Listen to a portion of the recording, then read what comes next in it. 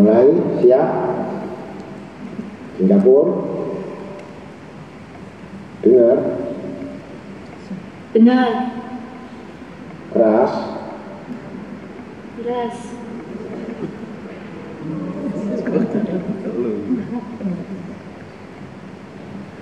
Ayo. Assalamualaikum warahmatullahi wabarakatuh. Belajar dari kitab Risalah Qusyairiyah dari Imam Al-Qusairi, menyambung dari mukadimah yang sudah disampaikan oleh guru tentang istiqomah. Dalam kitab ini dipetik perkataan dari Abu Ali Ad-Daqaq, pernah mengatakan istiqomah mempunyai 3 putaran tingkatan. Pertama adalah penegakan atau takwin. Kemudian berdiri, dan akhirnya istiqomah. Penegakan merupakan proses latihan nafsu. Berdiri merupakan pendidikan hati. Dan istiqomah adalah pendekatan rahasia-rahasia. Jadi kalau guru mendefinisikan bahwa orang yang istiqomah itu adalah hatinya selalu vertikal dengan Allah Subhanahu wa taala. Artinya ruh ini selalu vertikal dengan Allah Subhanahu wa taala. Di dalam proses ini ada 3, bagaimana niat ini terhadap 3 penegakan pada saat berdiri dan kemudian terbentuklah istiqomah. Yang paling mudah, untuk bahasa yang paling mudah, istiqomah yang bisa dikerjakan. Sesuatu manusia akan melaksanakan satu perbuatan amal, itu dikuatkan niat.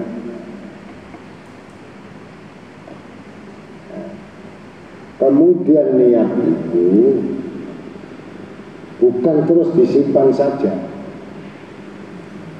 Ada orang yang punya niat tapi tidak ada kesempatan untuk beramal, hanya niat.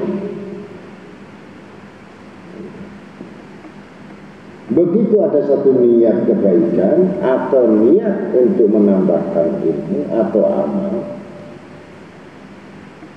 segala bentuk kebaikan segera itu berdiri. Artinya niat itu ada, langsung diamalkan, itu sudah tegak. Kemudian dikuatkan lagi keteguhan pendirian. Jadi antara niat dan amal dan keteguhan.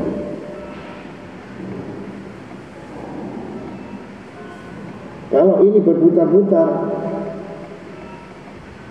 itu niat itu sudah ada, amal tidak bisa berbuat, terhalang oleh segala sesuatu, dan tidak punya pendirian, ya gugur istiqomah.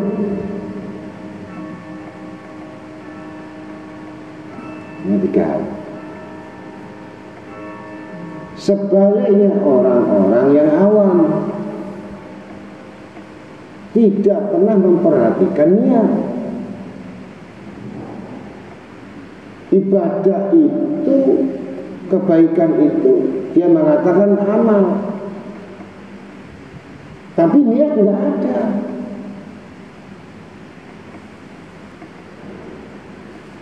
Ini taklid, bukan istiqomah. kumat. Lagi kumat, oke. Lagi nggak kumat, no oke. Itu nunggu dipicu, atau nunggu didoktrin, atau nunggu dibentak, atau nunggu ditakuti baru berjalan. Ada apa ini sebenarnya?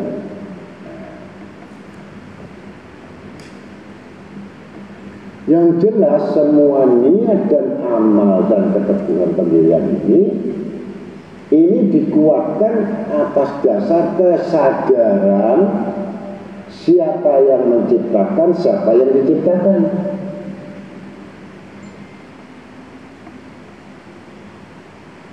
Tidak terhalang oleh sesuatu apapun penghalangnya, baik urusan apapun, untuk menjaga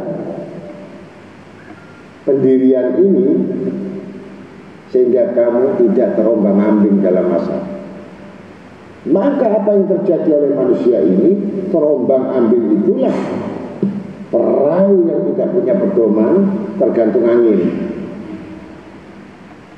tapi tidak punya pedoman. Tapi tujuannya sampai ke pulau, tapi tidak dikemudikan, tidak ada kendali, tergantung anginnya menghempas dia. Ini disebabkan kenapa tidak sampai, ternyata perahu ini kemudinya bermasalah, layarnya bermasalah, mesinnya bermasalah, bocor lagi, dipaksakan untuk berlabuh sehingga tenggelamlah perahu itu belum sampai ke tujuan. Periksa sebelum berlabuh, itu niat.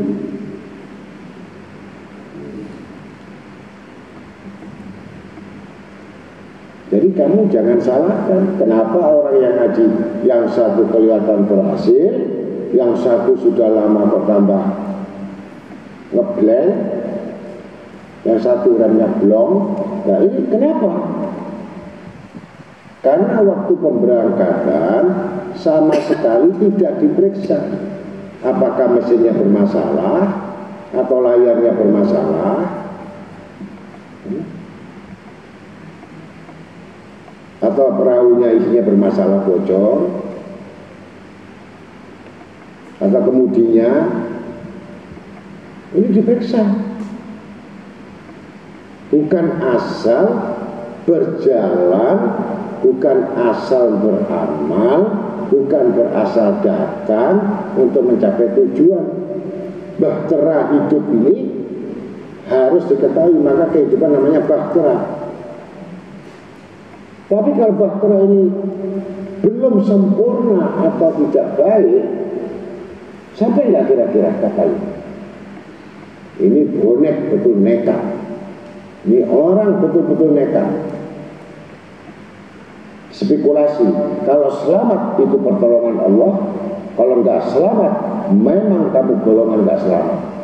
Jadi selamat minta kehendak selamat, tapi tidak mempunyai syariatnya untuk menjalankan ibadah. Ngerti mas?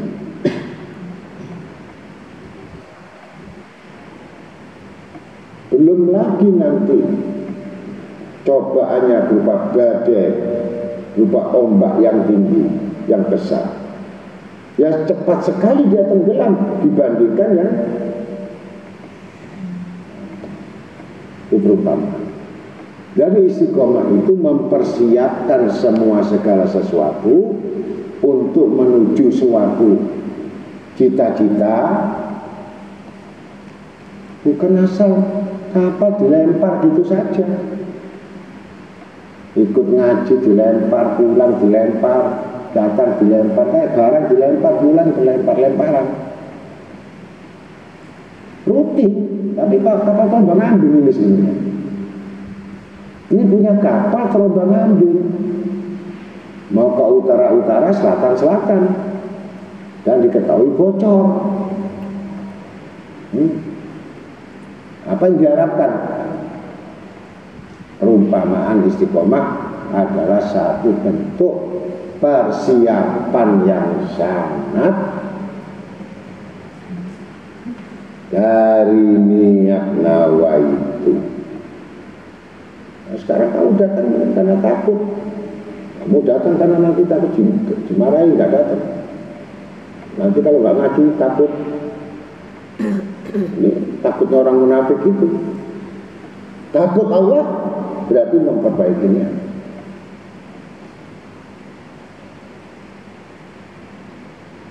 Bukan takut kondisi-kondisi dikondisikan. Seperti orang kan sekarang, saya takut corona.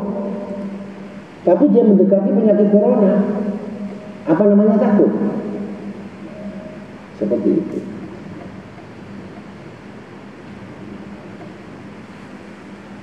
Ini saya enggak punya.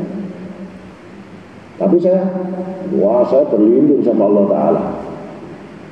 Allah nolong saya. Kan aneh tuh.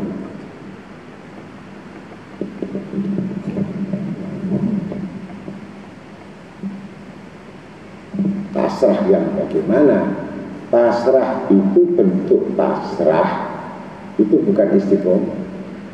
Pasrah yang ada usaha, yang ada ikhtiar, yang ada persiapan, yang ada memperbaiki untuk betul-betul mewujudkan satu bentuk cita-cita istiqomah. Ternyata saya kurang ininya, saya bisa sholat, saya kurang nggak pernah ngamalkan wudhu. Ya. Kemudian sudah ini bagus. Wah, saya punya kelemahan. Saya banyak hibah ngerasanya orang. Diperbaiki. Mata saya sering lihat maksiat. Dikurangi. Telinga. Sudah bergaul. Ini semua ada istiqomahnya. Istiqomah itu betul-betul meninggalkan sesuatu yang buruk, yang jelas dibenci Allah. Itu istiqomah. Istiqomah dalam perbuatan ibadah, tapi dia nggak ngerti apa yang dibenci Allah. Ini nggak istiqomah.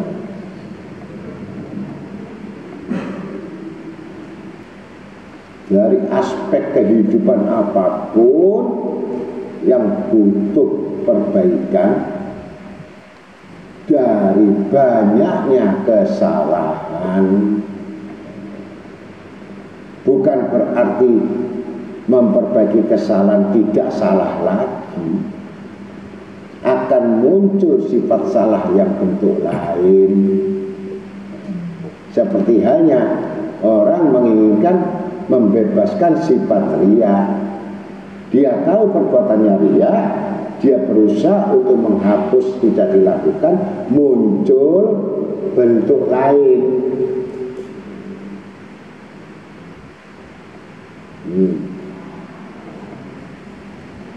Setelah bentuk lain kesalahan lagi, dihapus lagi, muncul lagi bentuk lain. Sampai kita mau mati pun masih ada sifat-sifat itu yang dimunculkan bentuk lain. Itu licinnya iblis, bukan manusia. Inna syaitan lakum aduwa, musuh yang jelas nyata. Akhirnya sampai benar-benar menunggu ikhlas, yang tadi dikatakan. Orang ikhlas itu selama kamu berbuat amal, berbuat kebajikan. Kalau kamu kebajikan kebaikan itu tidak ada artinya dibandingkan dengan dosa-dosamu, insya Allah itu ikhlas. Tapi orang yang tidak mengetahui itu, setiap kebaikan apa itu selalu minta upah. Ini orang pendosa yang tidak disadari. Begitu melakukan kebaikan agar menutup semua sifat dosa-dosa kelalaian, dosa yang terang-terangan, dosa yang tersembunyi, dosa yang rahasia, dosa di antara makhluknya, dosa amal ibadahnya, dosa dari syukurnya, dosa yang tidak milik sabarnya, dosa yang tidak ikhlas, dosa yang tidak menerima keputusan. Ini dosa semua, yang mana hukumnya ini wajib semua, yang harus dihapus. Sudah permukaannya sudah diketahui lagi, baru meneliti lagi sejauh mana dosa yang tersembunyi dicari. Hati saya bermaksiat, pikiran saya maksiat, hati saya berkhianat, pikiran saya berkhianat, belum dijalankan. Keluar lintasan-lintasan, hembusan-hembusan ini yang sudah mencoreng amal ibadat itu secara rohani. Secara lahir tidak, secara zahir tidak, tampak indah, tapi mesin rusak. Tidak disebut kendaraan, tidak berlaku dan tidak berjalan. Begitu kira. Ini tujuannya ibadah untuk mencari identitas diri, identitas dari amal, identitas daripada pengakuan, identitas daripada harga diri dan kehormatan, identitas dari semua aspek yang berhubungan dengan Allah. Kalau ini indahnya tidak diketahui, indahnya tidak tahu, sampai mati pun dia menganggap itu amalnya diterima.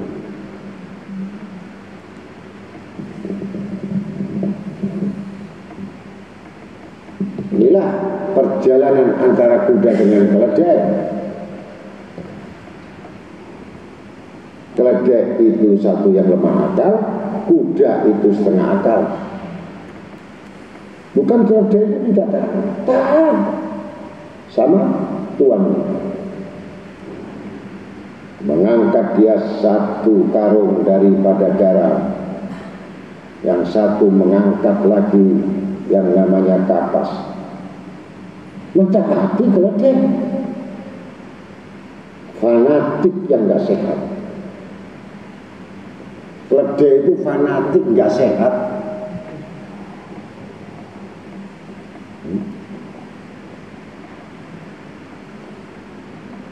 Ketika di hadapan tuannya seakan-akan dia takut tidak mendapatkan upah. Di balik tuannya sedikit, hanya tuannya itu tadi yang punya keledai istirahat dekat sungai, melihat keindahan. Ya tentu namanya keledai itu dia tidak mengerti apa itu namanya syukur, dia tidak mengerti namanya sabar, tapi dia ngerti taat. Tapi nggak ngerti syukur, nggak ngerti sabar.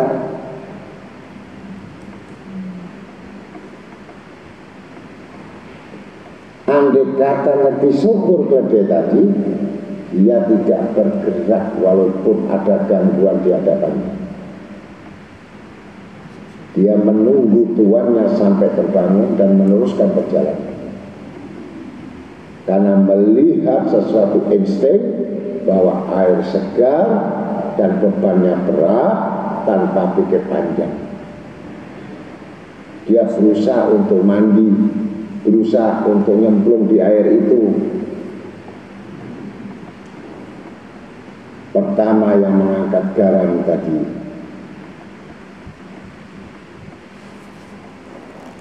ketika sudah mendapatkan masuk dari itu, berenang kemudian kiri kanan kiri, segar. Yang temannya tadi menunggu karena dia takut jangan-jangan kalau dia ikut tenggelam mati. Kata si temannya, antara taat dan takut. Akhirnya si keledai tadi menceburkan diri, maka berkuranglah kadar timbangannya. Garam larut kena air, merasa ringan tinggal beban itu. Kaget dia merasa, kenapa makin ringan dan badanku segar. Aku akan cerita sama temanku. Nanti dia bawa beban itu garam. Akhirnya keluar menceritakan perihal ikhwalnya dia, bahwa setelah masuk di air mendapatkan keringanan dan penyegaran. Bodoh kalau kamu gak cepat-cepat, nanti tuan itu akan bangun, kamu akan merasakan beban yang berat nanti di punggung. Benar kamu gak bohong, benar ini saya coba bisa ngangkat kaki.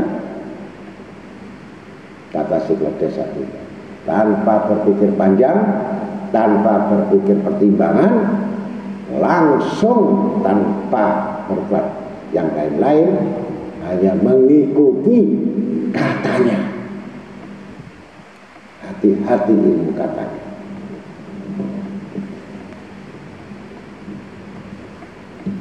Dia tidak pernah berpikir beban kamu dengan beban temanmu, beban daripada sahabatmu tidak sama dengan bebanmu. Dan jangan bebanmu kamu samakan dengan beban lain. 10 kepala punya beban yang lain.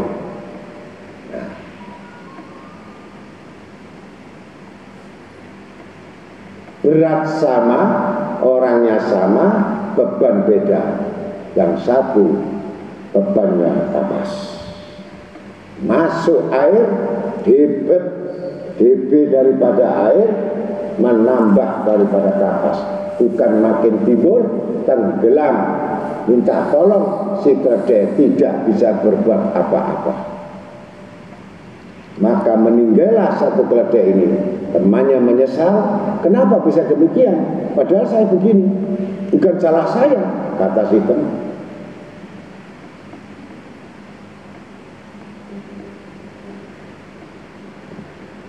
Ini yang orang ngaji ikut-ikutan. Jadi setiap apa yang ngaji itu letakkan kepada masalah dan beban yang ditanggungnya, bukan nanggung beban orang lain.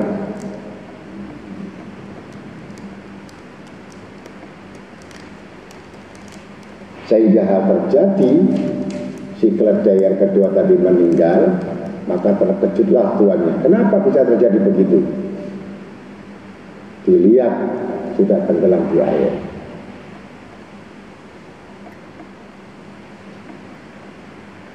Itu perumpamaan bahasa bagi orang yang mengaji atau yang menuntut ilmu hanya sekedar ikut-ikutan.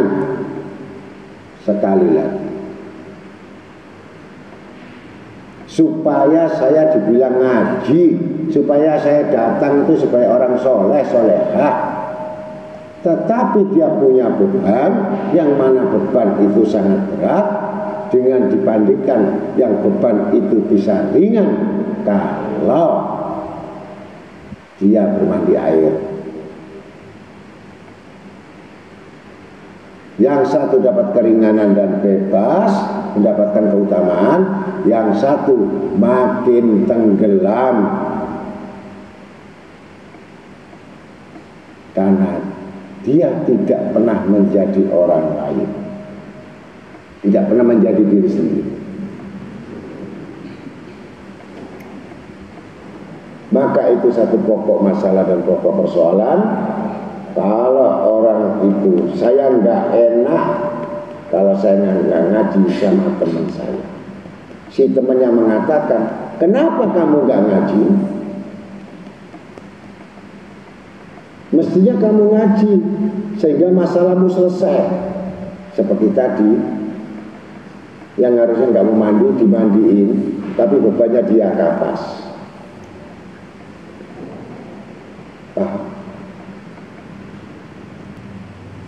yang harusnya dia mengikuti apa yang menjadi aturannya, yang dijalankan sesuai dengan kadar kemampuannya. Begitu kira-kira. Sepandai-pandai keledai, dia taat tetap di penggilingan gandum yang hanya butuh upah.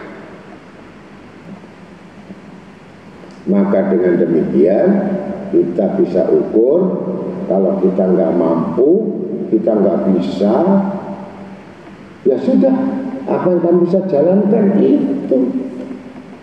Jangan yang kamu nggak kamu jalankan, kamu uber.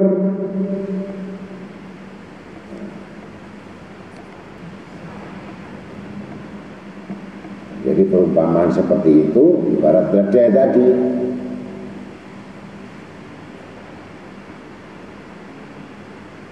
Yang nggak kuat sampai jam 4, yang jam 5, ya dibatasi.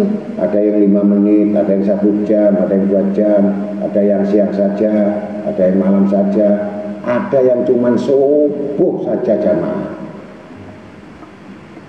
Ya nggak pernah ngaji, cuma subuh 5 orang. Bisanya cuma jamaah subuh.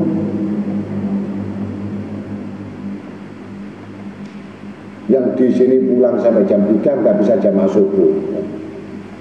Luar biasa. Sudah melek, begadang, subuhnya kesiangan. Untuk apa begadang? Mending tidur jam 9, subuh tepat waktunya jamaah.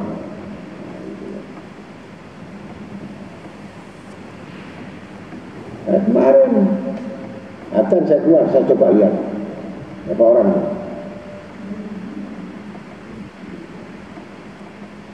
Tapi itu saya nggak dengar. Setiap gerakan apa saja di rumah saya dengar dan saya melihat. Bukan saya malas.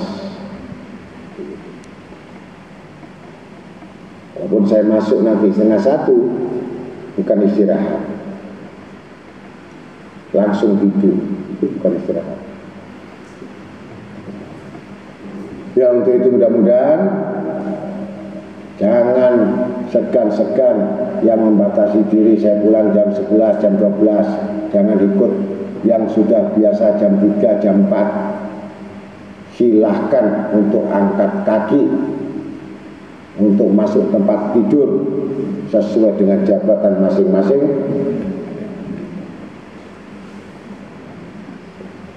Agar mendapatkan satu berkah.